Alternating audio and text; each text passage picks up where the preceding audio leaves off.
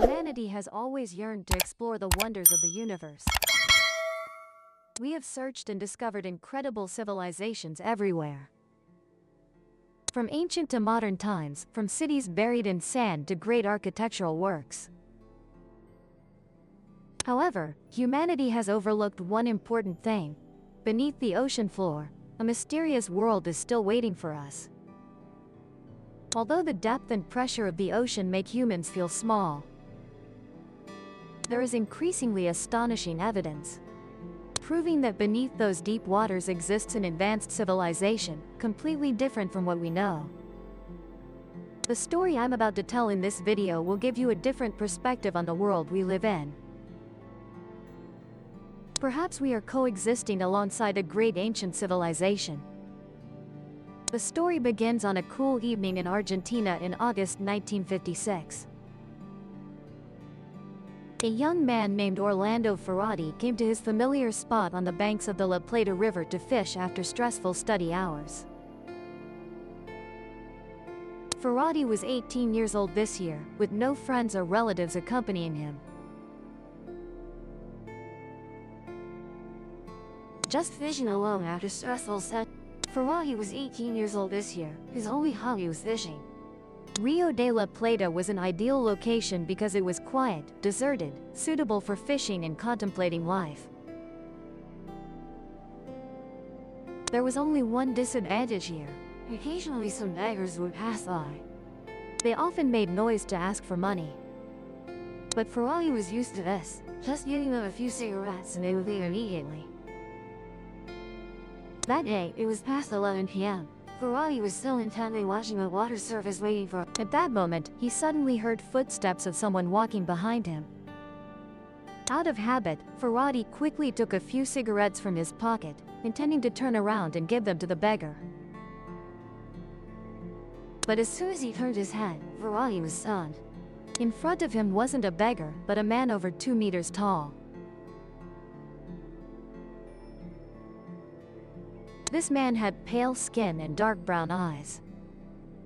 The strangest thing was that he was wearing an orange jumpsuit. This was very unusual attire in the 1950s in this Latin American region. Ferrati was slightly frightened. He was ready to run away. But immediately after, a voice echoed in his head. "Don't be afraid." Ferrati felt as if the giant man was talking to him. His mouth didn't. That voice continued to echo. "I want to give you a short trip." At the same time, Ferrati saw a very large aircraft suddenly appear and hover over the water surface. He was extremely surprised because he had never seen an airplane with such a strange shape. Looking more closely, Ferrati thought it resembled a docked ship more. The ship was enormous with a diameter of over 70 meters. While Ferrati was still astonished, a metal plate extended from it like a bridge heading towards him. Then for some unknown reason, Ferrati no longer felt afraid. His feet had sat onto the bridge without him realizing, and he was moving towards the ship. Ferrati couldn't clearly remember how he boarded the ship. All he remembered was standing in a circular room. The objects inside all emitted a gentle, shimmering light.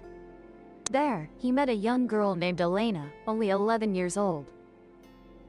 The girl told Ferrati, "Don't be afraid of these giants, they are very friendly and wan." After that, another giant came and brought clothes for Ferrati to change into, because the bacteria he carried could harm them. Then, this giant immediately disappeared. At this moment, Ferrati carefully examined a very strange outfit on his body. He wondered, had he been kidnapped? Where would this ship take him? Then suddenly, a voice echoed in Ferrati's mind as if answering his question. They said this ship would dive into the water at Sambong Bay, Lang, cross the Atlantic Ocean. Then go straight from the ocean floor to Africa, then take Africa directly into space. This was truly the dream itinerary for travel enthusiasts. However, for an 18-year-old boy in the 50s of the last century, it was very confusing. Because at that time, all Ferrati knew about geography was Sangalong Bay. Located in the south of Buenos Aires, Argentina, and Africa was 1/3 of the Earth away. How could there be such an easy journey? Moreover, in 1956, the concept of space was still very unfamiliar. They had to wait another 5 years for humans to truly enter the universe to explore space. That was in 1961, when the first astronaut in human history, the Soviet Union's Yuri Gagarin, reached outer space. What made Faraday even more confused was that he didn't feel any movement from the ship. Next, another voice appeared in Faraday's head saying, "Look at the Earth outside through Okoso." Faraday and Elena immediately looked through the ship's window. He helped but be amazed to see the image of a stunning blue planet. They couldn't.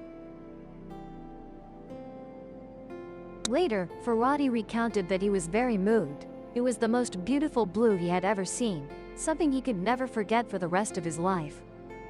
After looking down at Earth, Faraday looked up and saw the moon in front of him. As description, it was a gloomy planet, completely different from Earth. Further away, he saw a strange black disk. Faraday was bewildered and wondered, what the hell is this black disk? Just as he was pondering, the window suddenly closed, and all the images disappeared. Faraday and Elena returned to the initial white room. The giant told them that the spaceship was now returning to Earth. Not long after, the voice reminded them once again, "You can step out of the ship now." At the same time, Faraday and Elena saw the circular door open. They stepped out and found themselves standing on a large runway under a transparent dome. There was a similar ship parked nearby.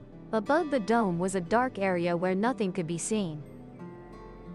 Faraday wondered, "Where is this? Why is this strange thing happening to me?" At this moment, Tan Gom turned his head and answered him, saying it was a maintenance station at the bottom of the ocean. At this point, Faraday was completely stunned. Because just seconds ago he was outside Earth, now he was at the bottom of the sea. Here, a giant took 2 tubes of unknown liquid and gave them to Faraday and Elena. As soon as they drank, they immediately fell into a deep sleep. When Faraday woke up, the sun had risen, and it was already about 6 in the morning. Faraday realized he was still lying where he had been fishing yesterday. His mind was dizzy and he thought he had fallen asleep by the riverbank last night. Then he recalled the strange experience from last night with the girl named Elena. They had traveled together on a giant ship, going to the bottom of the sea and the sky, even into outer space. He thought, why was this dream so realistic? All the memories were vivid. Faraday returned home in a daze. His family asked where he had gone last night. They had been very worried about him. Facing his family's questioning, Faraday recounted his entire experience from the previous night. Although the story was hard to believe, his family trusted Faraday very much, because he was very well behaved and had never lied. In this way, Faraday's experience spread throughout the small town. Even a local newspaper sent a few reporters directly to the scene to verify the incident. However, the riverbank where Faraday fished showed nothing unusual. Therefore, they concluded that the story was simply made up by him to attract attention. More than 10 years had passed, and humanity had now entered the era of space exploration. On December 24, 1968, it became the greatest historical event when the first astronaut orbited the moon on the Apollo 8 spacecraft. Simultaneously capturing the famous Earthrise photo, taking a picture of the blue planet from the perspective of lunar orbit. By then, Faraday had graduated and was working. When he saw the moon and Earth in the photo published in the newspaper, he was truly shocked. Because the doubts after all those years were immediately resolved. "So I really did go into outer space," he said. Because the moon he saw act and look exactly like the one in this photo, gloomy and not romantic at all. In contrast, Earth was more romantic. It was a stunning blue planet. At this moment, Faraday suddenly realized that the black object he saw in space was definitely the sun. But he didn't know what technique the giants used to completely block its light. Therefore, Faraday began telling his story everywhere. In the 1950s, topics like UFO sightings, alien abductions, or receiving their help sparked heated debates.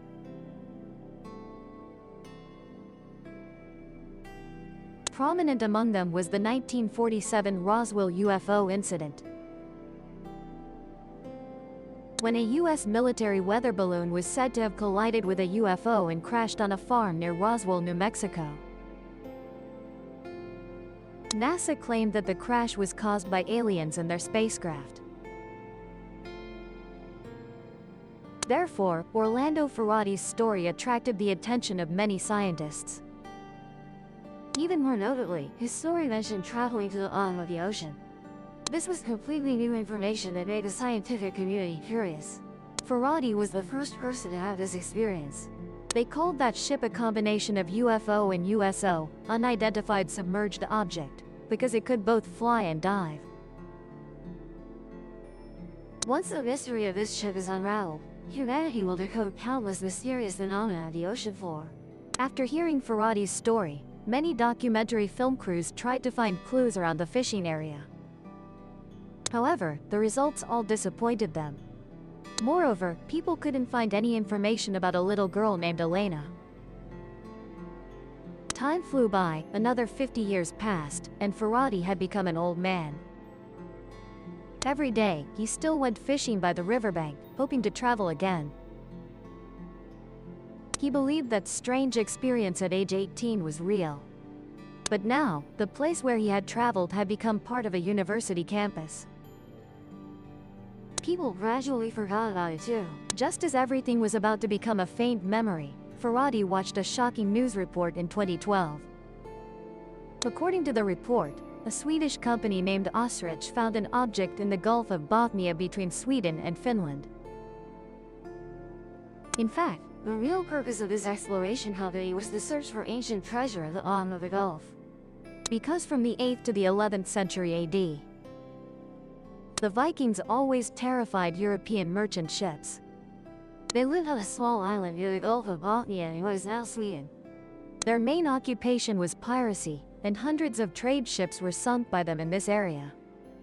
Archaeology began operations in June 2011. First, the research team scanned the entire Gulf floor with sonar. They were very surprised to detect a metal-like object at a depth of 91 meters. The team members were thrilled, thinking they had found a huge treasure. But upon careful analysis, they discovered this object was not the wreckage of an ancient ship. Nor was it a warship from the two world wars. It was circular with a diameter of over 60 meters, resembling a battleship from Star Wars. Even more surprising was that beside this circular object was a structure resembling a runway about 300 meters long. Ferrari was very excited when he saw these photos. It wasn't hard for him to recognize that the shape and size of this object matched the ship that had taken him time traveling. Not only was Ferrari excited, but the scientific community was also thrilled by this discovery. Some speculated that this object was an underwater Stonehenge, a relic of an advanced ancient civilization. Some UFO enthusiasts believed it might have been built by extraterrestrial intelligence. This is the wreckage of a spaceship. However, mainstream scientists disagreed with these fanciful views. They argued that this was a natural phenomenon formed by geological processes. But unfortunately for OU Sun X, since no treasure was found, their funding was cut. This project was abandoned midway. However, with the evidence that OU Sun X found, Ferrari became even more convinced. He believed he was lucky to have encountered the giants in an underwater civilization. And they still exist parallel to humanity. Ferrari also said that in the future, humanity will definitely discover the underwater civilization. And humans will inherit the advanced technologies of that civilization. Things didn't stop there. After Ferrari's announcement, historians searched for more clues in ancient texts. They were surprised to find evidence in a classic of mountains and seas. This is an important ancient literary work in Chinese culture. It is believed to have been compiled during the Warring States period, the 3rd century BC, and completed during the Western Han Dynasty. The Classic of Mountains and Seas is a collection of descriptions, records, and legends about geography, ethnic groups, culture, as well as flora and fauna in ancient China. The book consists of 3 main parts: the Mountain Classic, the Sea Classic, and the Land Classic. Each part contains hundreds of entries about lands, mountains, rivers, monsters, and ethnic groups. The classic of mountains and seas holds historical importance, not only as a valuable source on ancient Chinese geography and culture, but also for its broad influence on fields like culture, art, ancient civilization studies, and even modern geography. The book mentions a creature that is both fish-like and human-like. It describes it as having 4 legs and the ability to heal using only memories. This creature is over 2 meters tall, with dark brown eyes. They come from a kingdom at the bottom of the ocean called Diren. Due to their good relationship with humans, ancient people called the inhabitants of this kingdom the Di people. The Di people are described as human-like in the upper half and fish-like in the lower half, reminiscent of mermaids in Western legends. More surprisingly, about 4,000 years ago, the West and East were completely separated, with no cultural exchange or knowledge of each other's existence. So why do they have such similar memories? It can only be explained that ancient people actually encountered an underwater civilization. This civilization could travel quickly to any place on Earth thanks to advanced technology. Therefore, scientists speculate that this civilization existed 4,000 years ago, during the time of the classic of mountains and seas. But all that evidence still didn't convince the modern scientific community. Until the book by Paul Stonehill and Philip Manto was published that they truly believed Faraday. The Secrets of Russian Usos. It reveals strange things and underwater alien creatures recorded in secret documents of the Soviet Union and the Russian Navy over decades. The story goes that in the summer of 1982, Soviet officers including Max Tabeling and Gennady Zarev were in charge of regular training for the police diving team at Lake Baikal. During training, some members encountered a large, mysterious creature swimming at a depth of 50 meters. They described the creature as 3 meters tall, humanoid in shape with silver skin covering its entire body. On its head was a transparent half-moon helmet without any diving equipment. When 7 members tried to capture the creature with a net, they were thrown out of the water by a mysterious force. After that, the creature disappeared to the team's astonishment. Next, in the summer of 1965, when the crew of the Soviet ship Radiga was moving on the Red Sea, 3.2 kilometers from the ship's hull, a glowing red sphere erupted from the sea surface.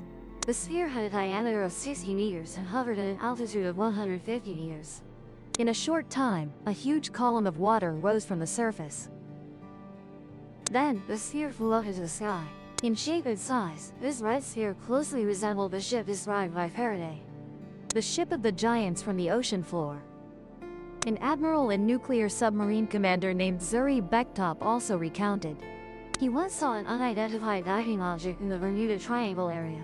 He said, "We detected some diving objects moving at extremely high speeds of about 0.11 kilometers per second.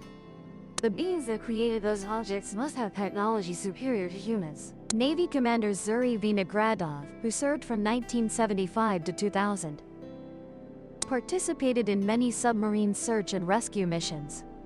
He had been in the area called the Devil's Sea, between Japan, Guam, and the northern Philippines. In 1980, while participating in search and rescue operations in the Soviet Pacific Fleet, he discovered an unidentified submerged object appearing on the Highland radar screen, moving across the sea at extremely high speed and eventually disappearing into the deep ocean floor. It can be seen that there are quite a few stories about encounters between humans and deep-sea creatures. Coincidentally, the characteristics they describe are very similar, even matching Ferrari's experience. Look, after all, 71% of the Earth's surface is covered by oceans. With advanced scientific technology, humans have only explored about 5% of the vast ocean.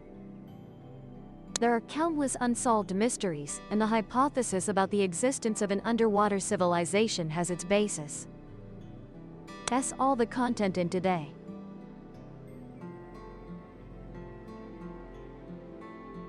In your opinion, when will we get to meet those creatures?